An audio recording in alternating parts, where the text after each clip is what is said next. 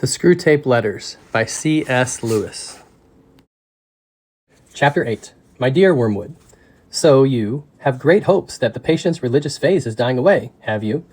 I always thought the training college had gone to pieces since they put old Slubgob at the head of it, and now I am sure. Has no one ever told you about the law of undulation? Humans are amphibians, half spirit and half animal. The enemy's determination to produce such a revolting hybrid was one of the things that determined our father to withdraw his support from him.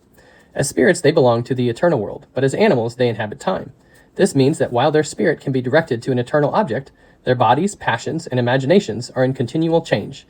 For to be in time means to change. Their nearest approach to constancy, therefore, is undulation, the repeated return to a level from which they repeatedly fall back, a series of troughs and peaks. If you had watched your patient carefully, you would have seen this undulation in every department of his life: his interest in his work, his affection for his friends, his physical appetites, all go up and down.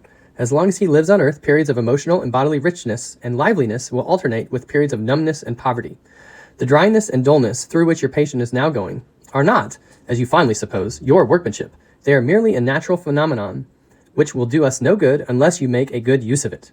To decide what the best use of it is, you must ask what use the enemy wants to make of it, and then do the opposite.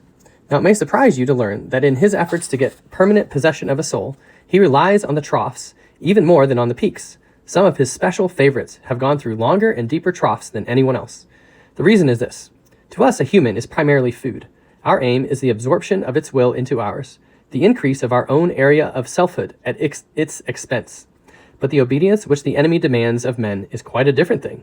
One must face the fact that all the talk about his love for men and his service being perfect freedom is not, as one would gladly believe, mere propaganda, but an appalling truth. He really does want to fill the universe with a lot of loathsome little replicas of himself, creatures whose life, on its miniature scale, will be qualitatively like his own, not because he has absorbed them, but because their wills freely conform to his. We want cattle who can finally become food. He wants servants who can finally become sons. We want to suck in. He wants to give out. We are empty and would be filled. He is full and flows over. Our war aim is a world in which our Father below has drawn all other beings into himself. The enemy wants a world full of beings united to him, but still distinct. And that is where the troughs come in. You must have often wondered why the enemy does not make more use of his power to be sensibly present to human souls in any degree he chooses and at any moment. But you now see that the irresistible and the indisputable are the two weapons which the very nature of his scheme forbids him to use.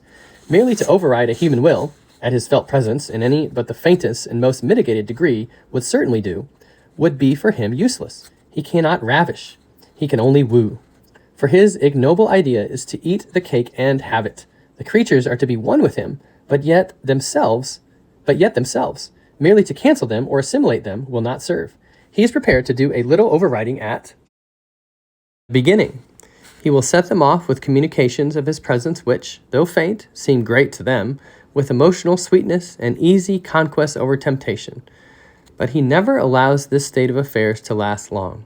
Sooner or later he withdraws, if not in fact, at least from their conscious experience, all those supports and incentives.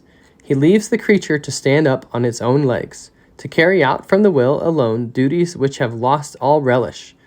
It is during such trough periods, much more than during the peak periods, that it is growing into the sort of creature he wants it to be. Hence the prayers offered in the state of dryness are those which please him best. We can drag our patients along by continual tempting, because we design them only for the table, and the more their will is interfered with, the better. He cannot tempt to virtue as we do to vice. He wants them to learn to walk and must therefore take away his hand. And if only the will to walk is really there, he is pleased even with their stumbles. Do not be deceived, Wormwood. Our cause is never more in danger than when a human, no longer desiring, but still intending to do our enemy's will, looks round upon a universe from which every trace of him seems to have vanished, and asks why he has been forsaken, and still obeys. But of course, the troughs afford opportunities to our side also. Next week, I will give you some hints on how to exploit them. Your affectionate uncle, Screwtape.